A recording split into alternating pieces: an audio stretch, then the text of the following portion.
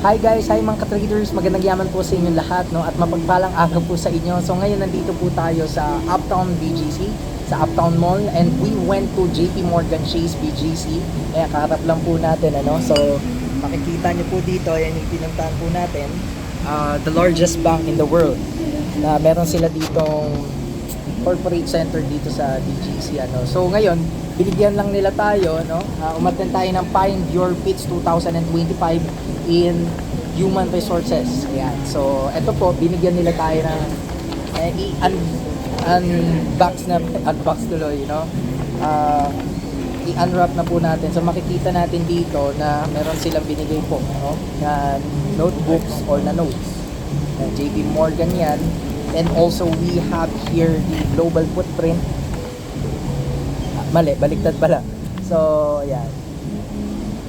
And after that, we have this sign up form or yung kanilang promotional form po about the human resources development program. So pwede po kayo mag-register dyan. So ngayon, definitely we've learned a lot. That event, it encompasses the human resource development, the career, and the culture in the organization. So we've learned a lot in that event. We've networked a lot. At syempre marami tayong na-takeaways, na learnings. Na napareflect tayo definitely tungkol sa kanilang mga events, tungkol sa kanilang mga lalo na yung organizational structures, no, ng kanilang program and also the company itself. Kaya marami tayong natutunan, marami din tayo na meet. At yun, no, looking forward. Actually naman, ito, to be honest, I'm not looking na talagang, papasa ako ng internship. Kasi ako, marami rin akong nilolook forward, no, na internships, hindi lang sa JP Morgan, kundi sa mga iba't ibang financial institutions, sa mga sectors that I've been working with. May mga targets din naman tayo. But definitely looking forward, no, tignan natin. Yun, if God's will, no, kung anong will ni God. Pero syempre, besides all of that expectations and assumptions, kailangan mag-focus sa present, no, para hindi ka mawala sa alignment mo. Kasi the more you think it over, the more you overthink, the more na, di ba, parang nagiging komplikado yung mga bagay-bagay. Kaya message ko sa inyo guys, just attend, no, just network, just keep on learning and growing, tulad nga na sabi ko, no. Kaya yun guys, and after the program, we went here to the mall para nang sayo tayo dito, mag-lunch, no? Mag-celebrate kahit papaano. Kasi sa totoo lang naman, no, beside that internship, other opportunities, no, maimbitahan ka pa lang ng napakalaking bangko sa buong mundo. Ay napaka grateful mo na dapat, no? Napaka overwhelmed mo na.